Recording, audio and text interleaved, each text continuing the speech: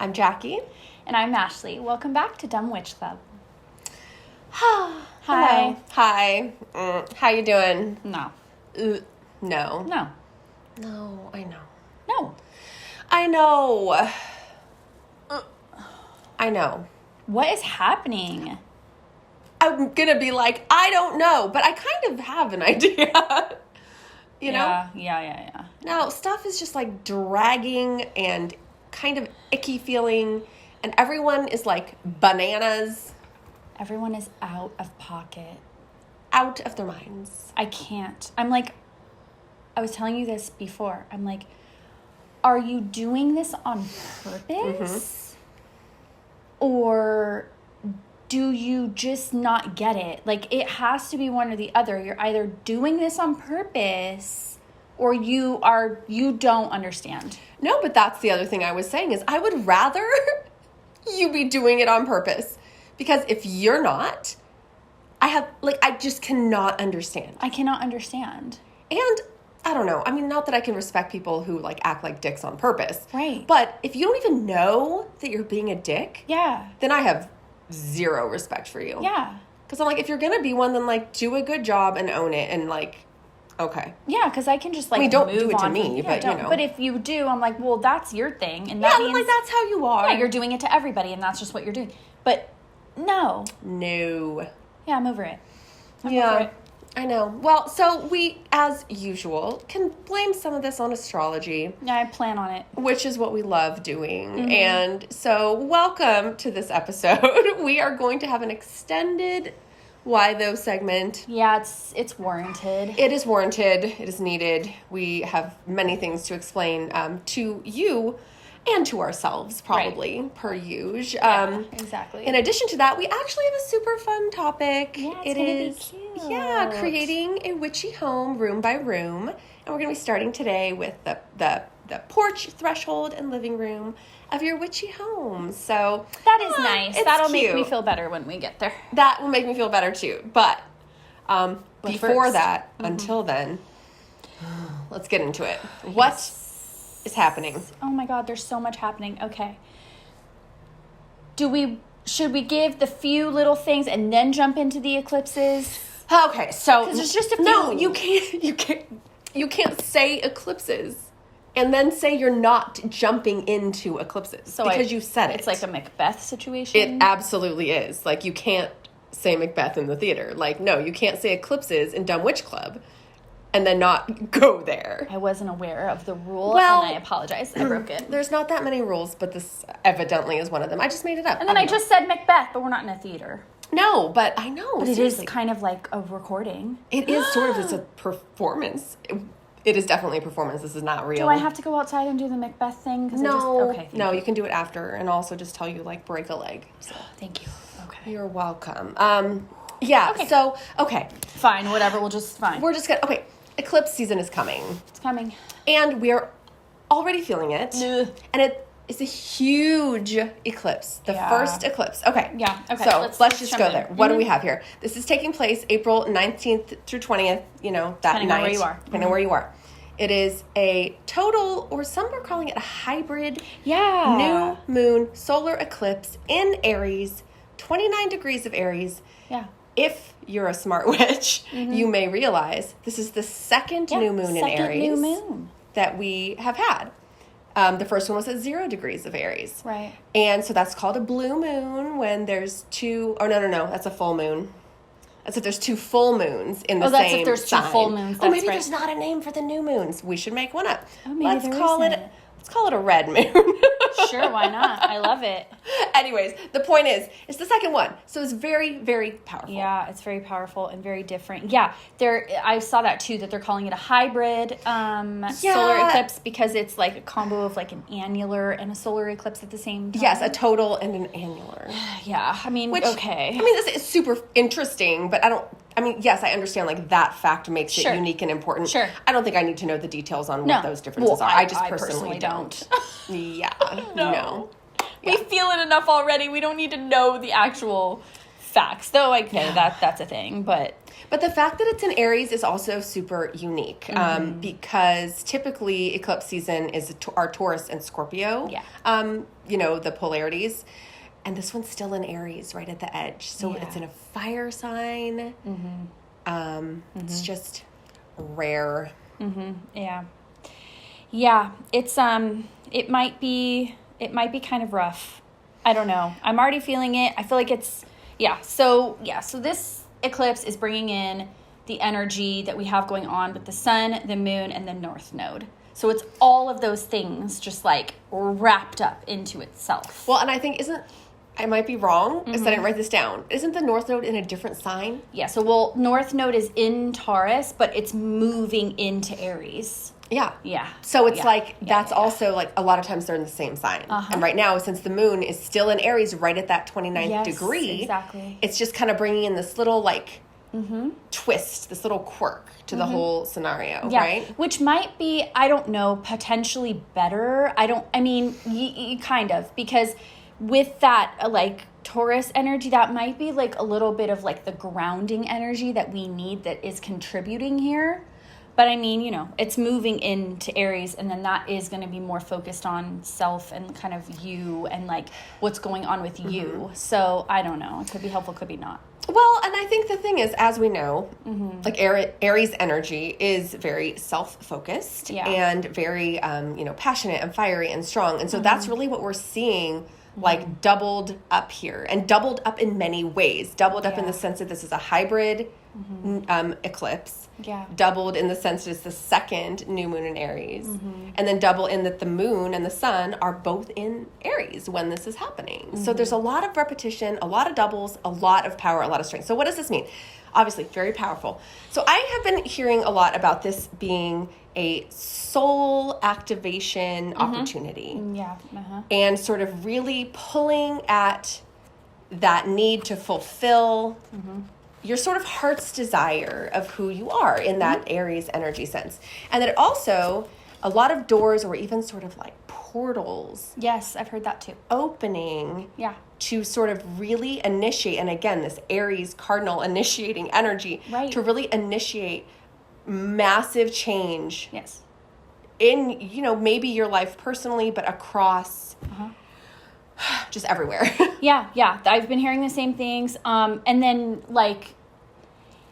and that part actually made me feel somewhat better about it, even though the energy feels kind of fraught and everything like that. I started to kind of, it's just a lot. I started to kind of try and think about that. Okay, how can we take that? How can we use that? How can we transmute this? And I feel like this eclipse, it's both things. There's the closure and the endings and all of that. That's part of it. But there's that new beginning right on the other side of it. And I feel like a very quick, fast, the closure period for me here is not going to be like this drawn out, moratorium on everything you need to blah, blah. It's not like that. I feel like you can do a little of that now if you're watching this around the last quarter moon, a couple days around it, you can do some of that now and just kind of let it go.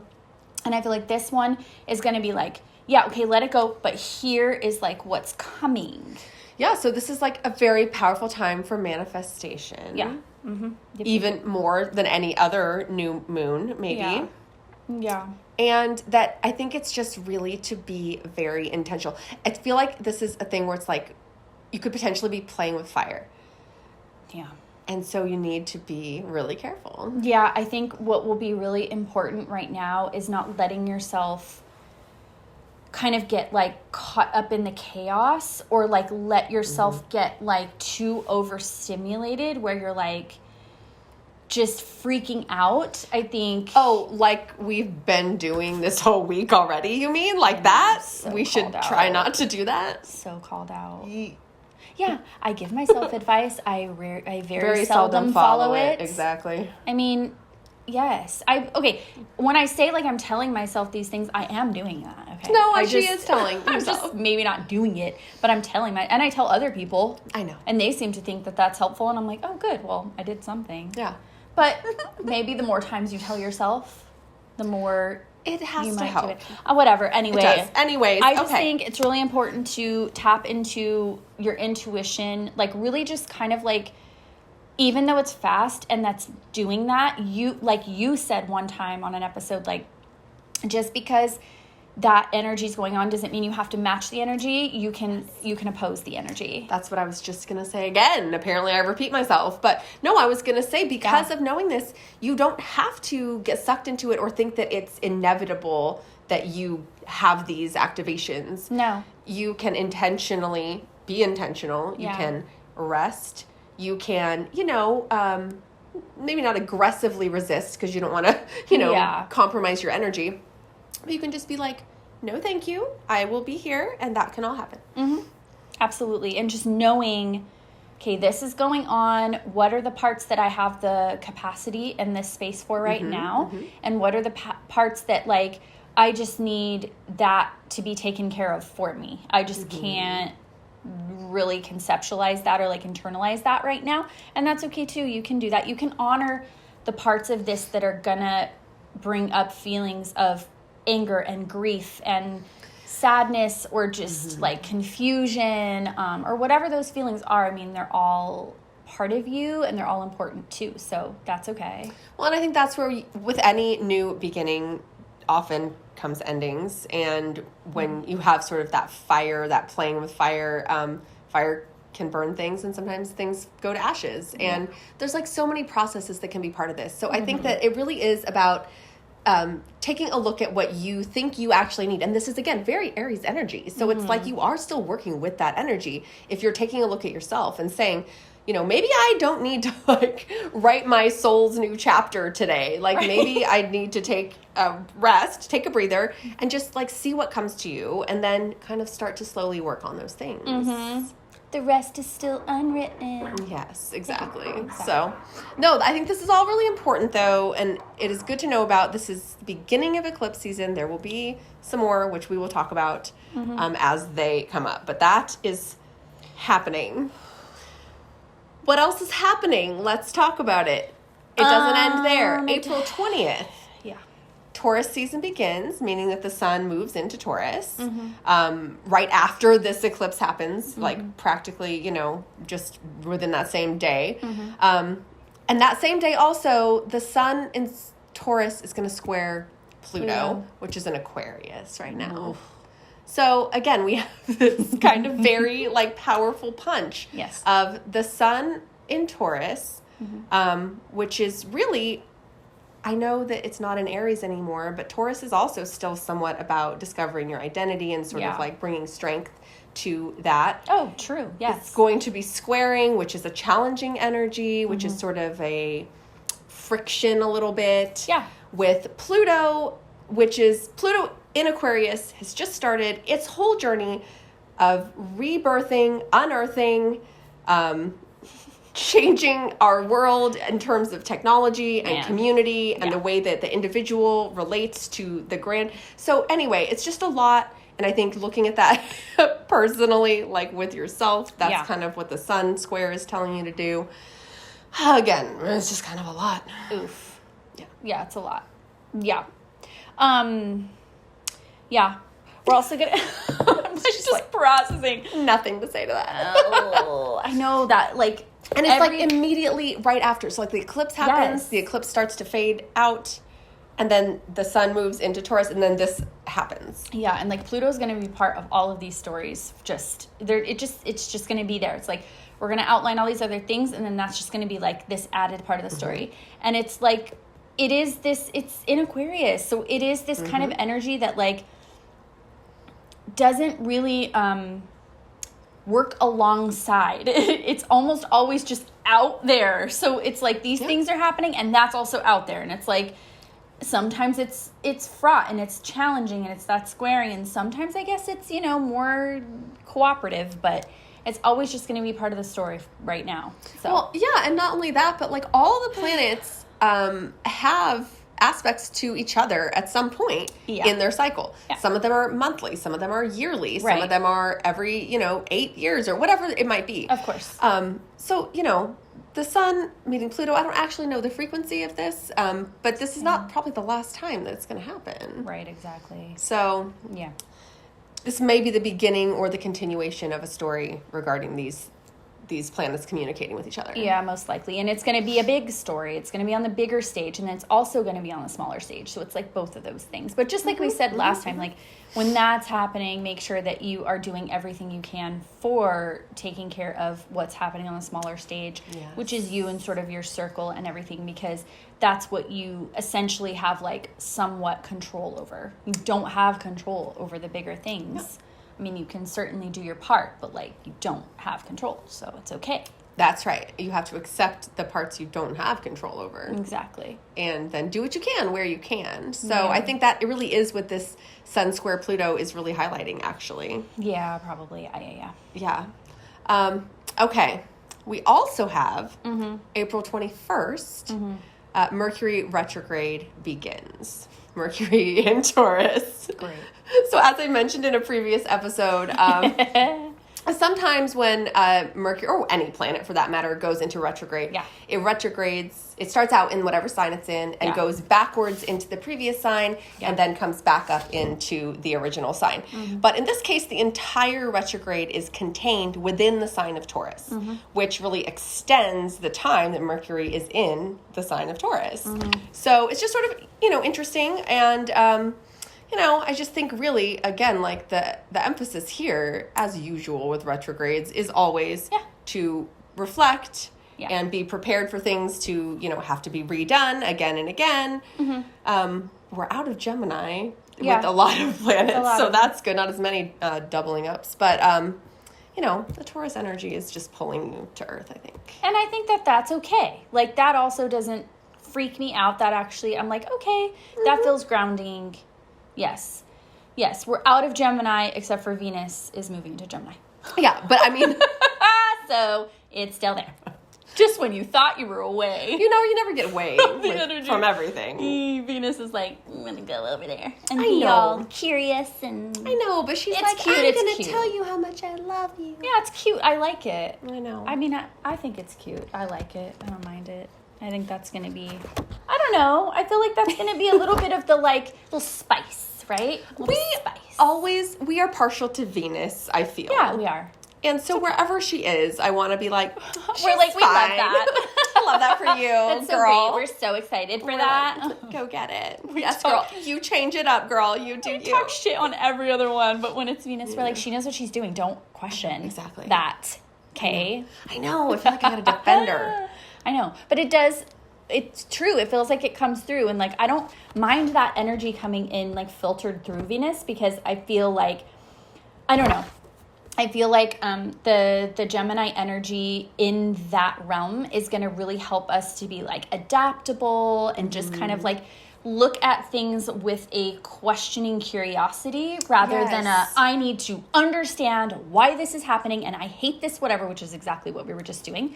But I feel like that will help us to be like, I wonder why this is like this. I'm curious to know why. Or I wonder, what I can make out of this. Well, and it's interesting. It's a good, and I think this just shows why the planets move into different signs and how they help each other out, because it is a good contrast to what Mercury and Taurus really can be. This sense of I know this, I've been knowing this, I've been doing this, this is what I've been doing. Don't bring me new things. I know what I'm doing already. Totally. Yes. And it's kind of okay, dude, maybe, but also can you listen?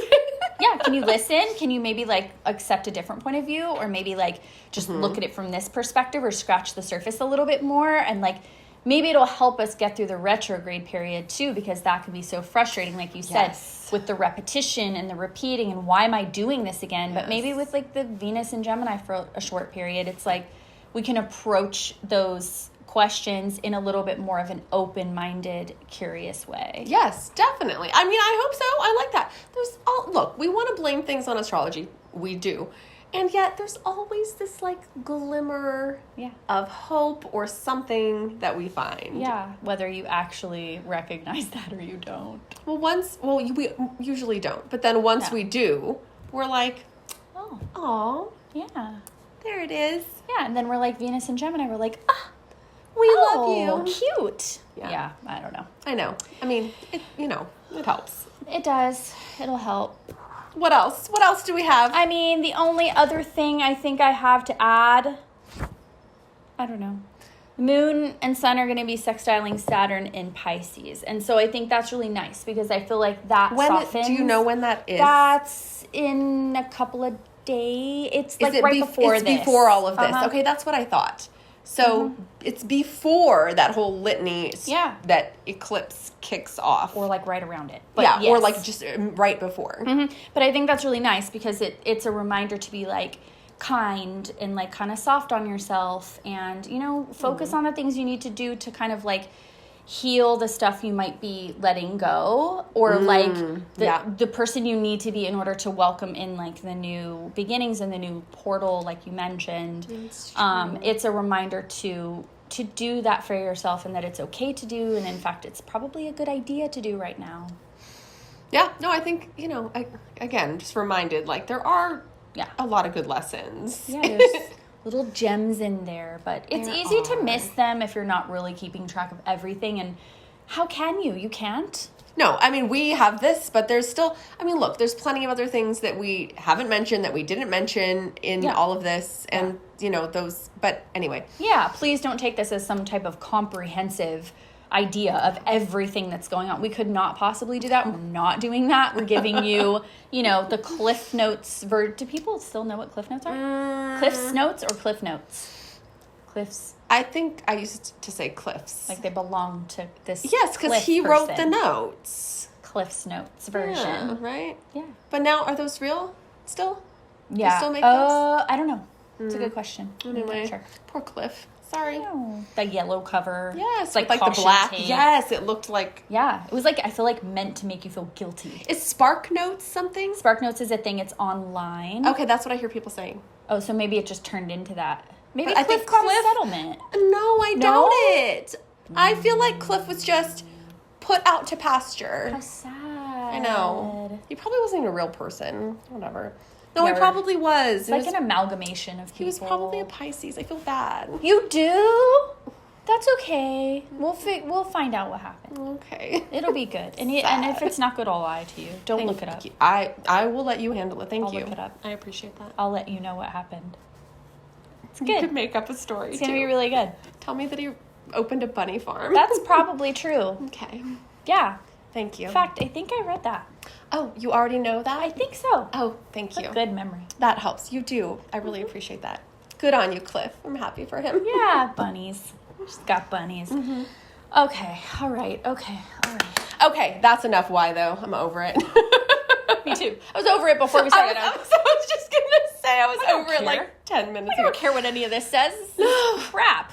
There's a lot going on. You just need to, and I feel like we said this previously too, like we just need to kind of like hold on to what you can. Yeah, we did say that. Well, yeah, because we were warning everyone. We were talking about the precursor to this. We were like, then you're going to be holding on like this. And now this is what we're doing. This is what we're doing. We were right. Gosh darn it. Yeah, we were right, and we didn't remember that we were right until now. That's fine. I know, we forgot to remember that. We were right. We forgot to remember that. Yeah. I forget to remember things a lot. All the time. But what I don't forget to remember is we are devoting Big Witch energy today. Big Witch energy. To helping you create a witchy home, room by room. So we'll do this a couple of more times. But this is really exciting and cute. I actually really like it. I like it too. It was your idea. Well, yes, but a lot of the times things are your idea. A lot of times, this but one was yours, and I was super excited when you mentioned it. I'm like, what? That's a great idea. Thank you. Yeah, so I'm excited. So obviously we're going to go through different rooms at different times, but we're going to start with, we're calling it, I'm thinking of it as sort of your porch, the threshold into your home, and your like living room, or kind of the space that you first walk into, right? Yes. Okay, yes, let's get started. Let's get started. Very excited. So, I'll let you start. What are your ideas? Starting sort of outside in your door, kind of, whether it's a porch or just like a walk up or whatever it is. Yes. So I feel like I'm coming at this a little from my perspective because I live in a rental. So for me, there's only so much kind of autonomy yes, and yes, control yes. that I have. And so I'm kind of maybe speaking a little bit for like those witchies that maybe are in that position, right? Because I get you. I got you. Yeah, see, no, and that's perfect because I am coming from a position of like having a house where I don't have restrictions. I can kind of do whatever, and I have a good amount of space. So Yes. we can offer, maybe overlapping but sort of different angles on this. Yes, yes. So take what you will, adapt it as you need. But I mean, that's kind of the perspectives we're coming from. Yes. So for me, for the sort of front, like the door, like I don't have a porch. It's just the front place where you walk up to my door. Yeah. And it's sort of tucked away though, and I kind of like that in a way because I do have kind of my own little corner. And I am like somewhat intentional about what is presented there. I can only do so much because they won't really like allow you to do a whole lot. Like I can't change the color of my door. Right. Which I would if I could, but I can't. I can't really like hang anything up Yeah. on the the stucco. I can't really do that. Yeah. But I do have a mat in the front of my door, so that's something that you can have. I will say this is something that I've been taught. I don't know if this is something that like a lot of people subscribe to or a lot of people know, but something that I was taught by my mother and our family and sort of the folklore and everything is that you do not have a mat that says welcome or anything to do with just an invitation, like an open invitation, because then you're welcoming in every type of energy. Anything and everything. Yes, and you don't want to do that. So I've never had one that says like welcome or like great, come on in, or you brought wine or whatever. Those are cute. I think they're really cute. But because that was drilled into me, I don't have that. So I switch it up like seasonally, but typically the regular one is just the monogram. Yeah. And I really just like that way. Or I might have, like I had one for a while that had like the moon phases on it. Just anything that kind of feels like it reflects our personality. It's mostly me. I'm the one that kind of makes the design choices. And he's fine with that. So yeah, so I have that. And that's kind of, I mean, other than I can kind of like hang things on the door. I can't like put anything permanent in the door, but I've rigged up a way where I can use like a command strip in the inside and I can hang things towards the outside.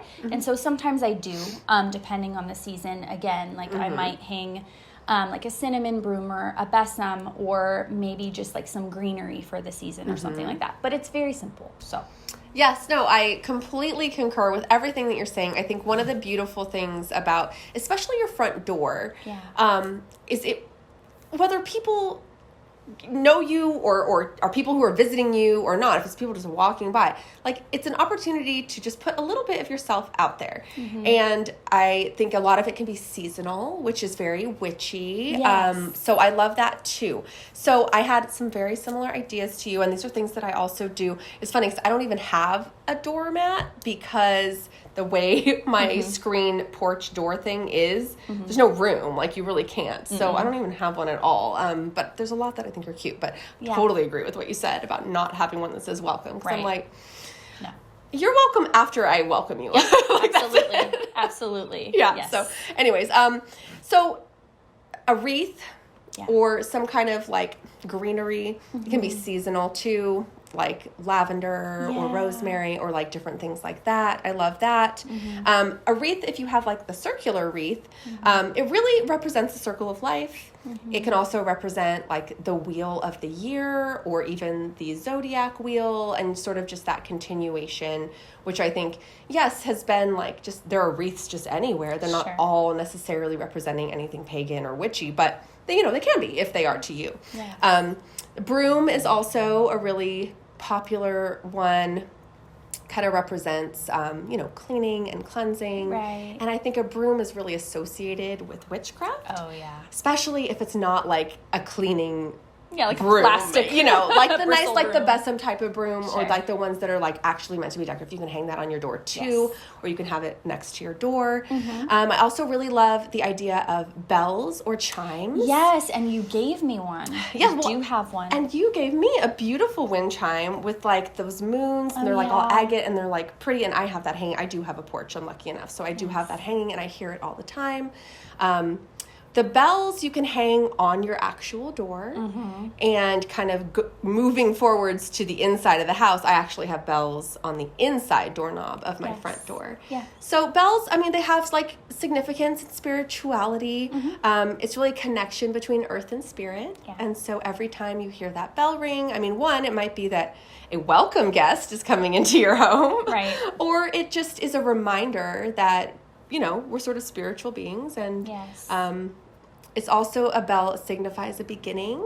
So I kind of like that too. So, these are kind of the ways in front of your door that you can even just kind of, and again, it's not like a big announcement. Not at all. But it can be as big or as, small as you want it to be, but I've also seen, and it's funny we're talking about doormats, I've seen some of these ones, and sometimes they're advertised around Halloween, and sometimes, whatever, you can just get them anytime. Sure. But they say things like,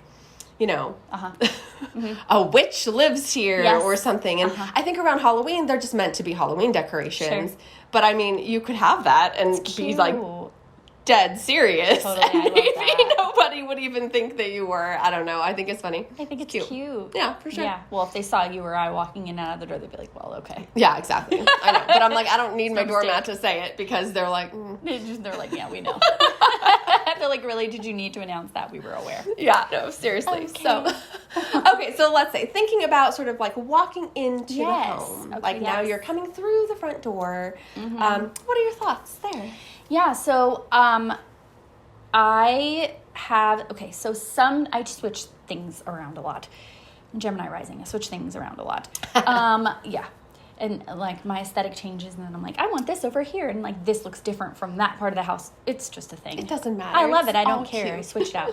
Yes, and I go with what my gut feeling is. But and this is another thing that I was sort of modeled for me growing up, because my mom always had a horseshoe over the door, and that's a very Irish thing, and it's like it's just like very ancient, and I have had that at times, but I will usually choose like a crystal, or it's usually a crystal or some kind of object, and I put that like on the door frame. So as you're crossing through the threshold, it's sort of like that energy is like welcoming you in to the space. Yes, no, I absolutely love that, and it's also very subtle. Like very. Nobody would even notice that. Can't even see it. It's like unless they wanted to look for it, Right. or you told them. So I love that. Also with the horseshoe thing, horseshoe facing up, right? Yeah, it's drawing in the good, Not down. not down.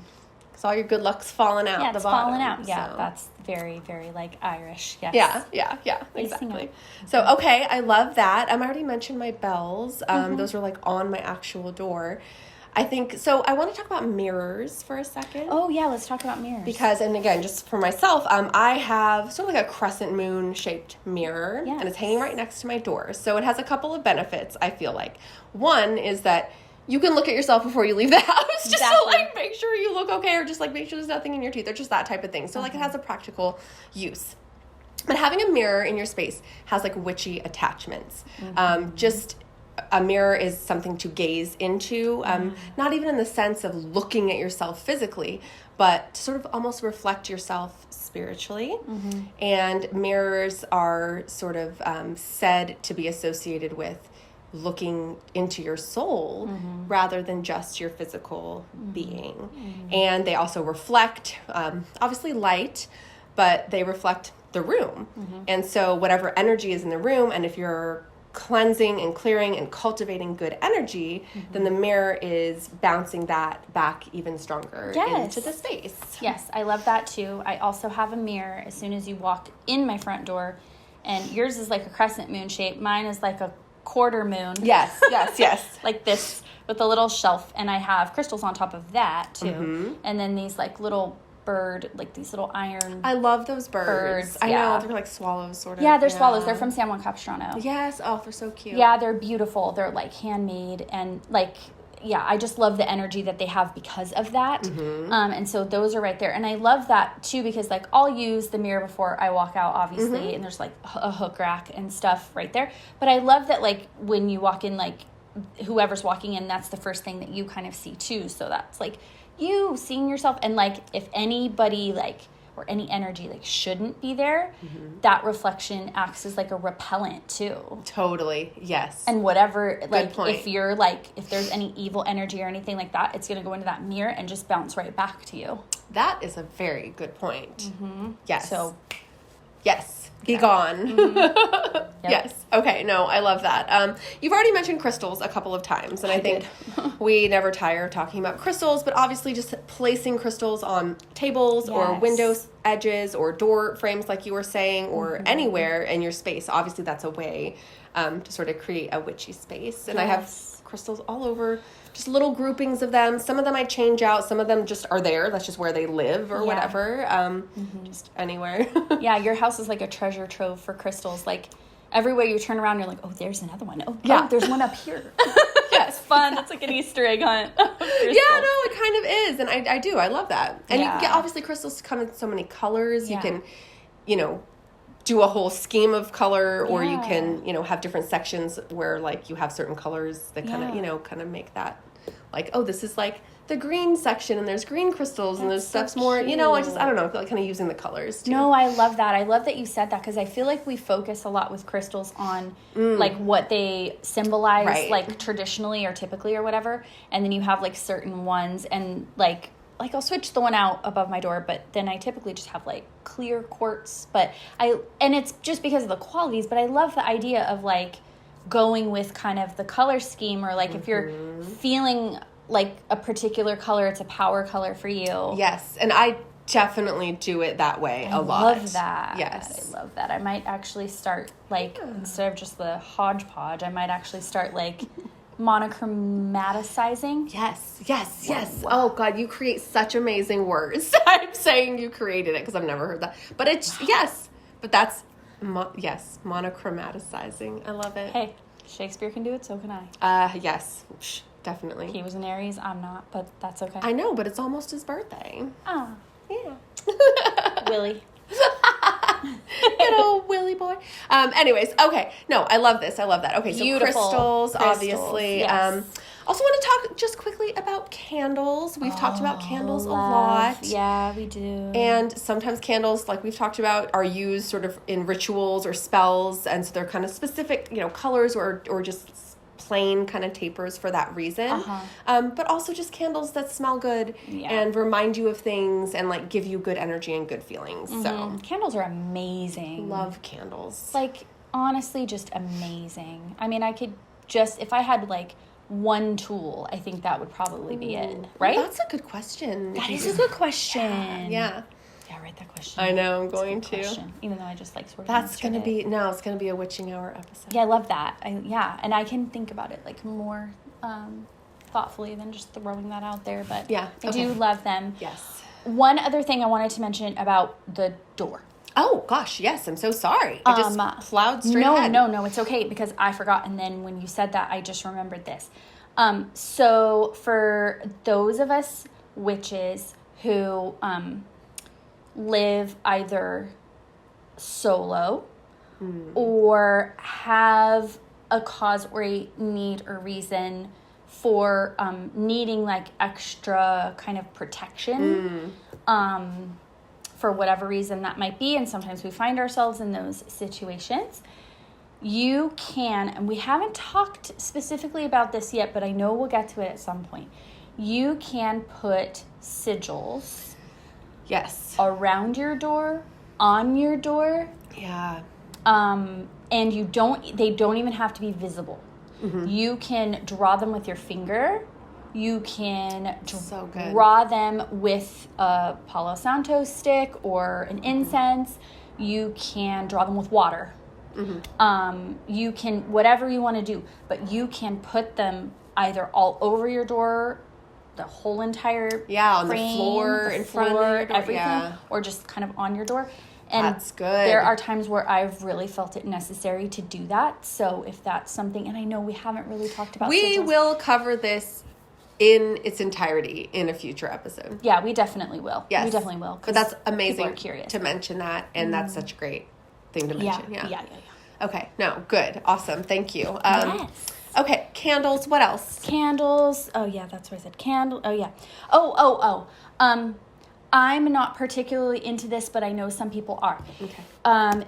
You could even have something like, it kind of goes to the doormat thing you were talking about, but a specific sign. It could say something. Yeah. Like it could, I don't know, it could be like a witchy kind of pun phrase, or it could just, I don't know, anything. But sometimes people really like those sort of signs in their house, like not live, laugh, love, but just a little, like a wooden sign, or like a little tin sign on a stand or something. Yes. I mean, yeah, some people love those, and I feel like that's cute. And what I like, I don't have them, but what I kind of like about it when people do, or maybe if you even have just like a framed print that like says something, what I like about it is really kind of why we're talking about this in general, which is if you put things in front of you, it's not out of sight, out of mind. It's in sight. Yeah. And you're going to think of it, and you're going to remind yourself of it. And so if it's if it's literal words that you need to see and remind yourself of, I kind of love that too. And I feel like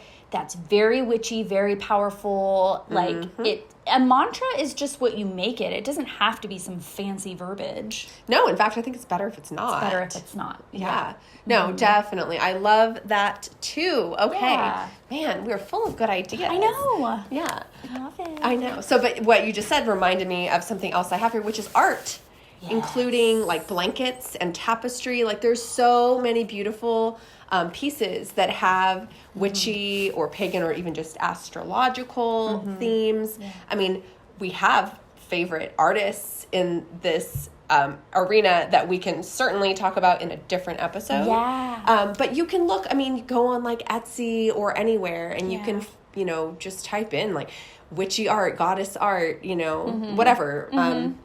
So just those little touches too. Totally. And if you start looking that up, like we're on Instagram, like your feed will start to populate. Adjust. Yeah. Yes. And it'll show it to you, and you'll find amazing people. There are people doing just some like incredible things. And I feel like that's a really witchy thing too, is to collect things like that have intention behind them, but also are supporting people that also support what you believe in. And like maybe you don't know them intimately, so you don't know if they're like a really good person, but you can probably tell, what the energy is around that object, and that brings that energy into your home. Yes, definitely. And it's a sign of like someone who comes into your home, they see, and then they make those connections to, what you're representing with that stuff. So yes, love that. One. Another just one that I had written here is we've talked about the use of salt in like rituals and spells, and salt we'll get more into like in the kitchen episode. Yes. But just to say, like, you can have like just a little jar or a little tiny bowl of salt. Like if you have a table or like a shelf next to your door, that's sort of another sort of protection and cleansing factor. Or you can just have a little bowl or jar of salt on your, coffee table or that type of thing. That just having it present in the room is always it's always a good idea. Oh yeah, I love salt. I love it. And I have salt that, you can have any kind of salt, doesn't matter. But I have this salt that I got from this little shop. I know what you're going to say. My lavender salt. Oh my gosh, I know. It's my freaking favorite. I know. I love it. I use it for spell work. I use it for everything. I like put it in stuff I give you. You can also make that yourself. We'll talk about that in a future episode too. Yeah, you definitely can. Yeah. It's just so lovely. Yes. Yes, amazing. Adorable. So, okay, very good. And the last thing I was going to mention is plants. And this kind of gets to like, figuring out what kind of witch you are, which you don't have to pick one kind of witch to be. But if you happen to be a green witch, if you happen to be a witch that can and knows how to and loves to like cultivate plants, having your home full of plants, I think that is showing who you are as a witch. Totally. So, and if you're not, that's okay. You don't have to be. That's me. I know. So, I know. It's okay. Or if like, for example, in my case, my house does not get a lot of natural light. It's an older house. It does not have like giant open windows like modern houses do. So it's really hard for me to keep plants inside my house because they just don't get enough light. But I would love to. Yeah, and you would be good at it and you would know what to do. I do not. But I was thinking the other day, I was sitting in our living room and I was kind of looking out the door and just waiting for my cat to come in the door. And I was thinking about it because I was looking, and they had planted this tree sort of in the front. Again, I'm renting, so I'm not in charge of this stuff at all. They planted this tree, and because it's not mine and I didn't do anything with it, and it's sort of one of those things that you just walk by and you don't think about it, and it becomes like background because it's managed by other people. It's not managed by you, so you don't have ownership of it. Yeah, but it's just there. It's just there. But the other day, I was like looking at the tree, and there was this little bird kind of like hopping around, inside the little branches. And it I had this thought that just dawned on me, and I was like, you know what?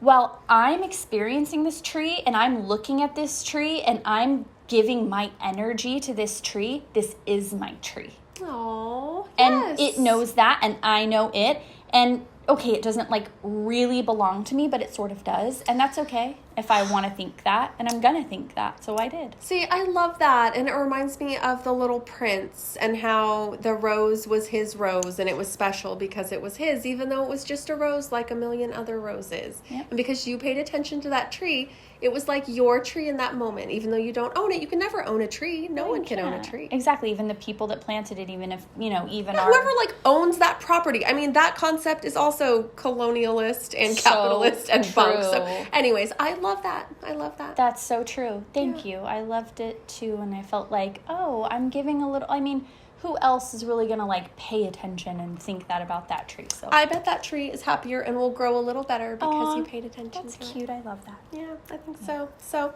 I think we have offered a lot of really good, really lovely ideas on how to start to build your witchy home. Same. And we will move on to cover other rooms in different episodes, which I'm really excited about. I think it's going to be cute. It's cute and fun. I love it. Yes. Let us know if you need more ideas or if you have suggestions. Yeah, if you have better ideas or different ideas. Like I said, Gemini rising, I'm always changing things. And I love to do it. And I'm wild about it. So just let me know. Yes. So thank you so much for joining us. Until next time. Stay witchy, friends. And stay dumb. Dumb Witch Club is written and produced by us, Ashley Sidner, and Jackie Gerard at the Dumb Witch Clubhouse in Orange County, California. Produced and edited by Matt Heinemeyer, creative director and culture consultant Violet Turner. Original music by Ashley Sidner. And look us up on all your favorite social media platforms, including Patreon. Until next time, stay witchy, friends. And stay dumb.